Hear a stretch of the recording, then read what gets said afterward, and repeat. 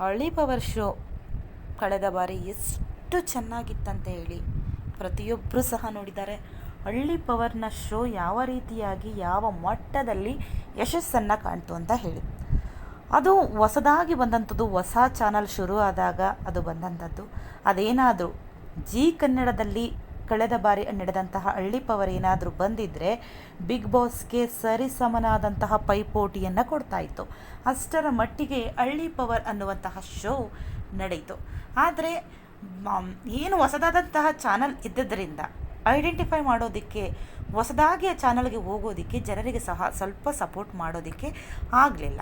ಆದರೆ ಹಳ್ಳಿ ಪವರ್ನ ಶೋ ಒಂದು ತಕ್ಕ ಮಟ್ಟಕ್ಕೆ ಯಶಸ್ಸನ್ನು ಕಾಣ್ತು. ಆದರೆ ಈ ಸಲ ಜಿ ಕನ್ನಡದಲ್ಲಿ ನೇರವಾಗಿ ಬರ್ತಾ ಇದೆ. ಈಗ ತುಂಬಾ ಎಲ್ರಿಗೂ ಸಹ ಕುತೂಹಲ, ಬಿಗ್ ಬಾಸ್ ಹಾಗೂ ಹಳ್ಳಿ ಪವರ್ ಶೋ ಒಟ್ಟೊಟ್ಟಿಗೆ ಬಂದಾಗ ಯಾವ ರಿಯಾಲಿಟಿ ಶೋ ಮೇಲುಗೈಯನ್ನು ಸಾಧಿಸುತ್ತೆ ಅನ್ನುವಂಥದ್ದು ಪ್ರತಿಯೊಬ್ಬರಿಗೂ ಸಹ ಕುತೂಹಲ ಇದ್ದೇ ಇದೆ. ಕಳೆದ ಬಾರಿ ರಗಡ್ ರಶ್ಮಿ ಹಾಗೂ ಘಾಟಿ ಗಾನವಿ ಮಧ್ಯೆ ನಡೆದಂತಹ ಪೈಪೋಟಿ, ಆ ಕಿಚ್ಚಿನ ಆ ಓಟ ಯಾರೂ ಸಹ ಮರೆಯೋದಕ್ಕೆ ಸಾಧ್ಯನೇ ಇಲ್ಲ. ಅಷ್ಟರ ಮಟ್ಟಿಗೆ ಆ ಶೋ ತುಂಬಾ ಬಿಗ್ ಹಿಟ್ ಆಗ್ತು.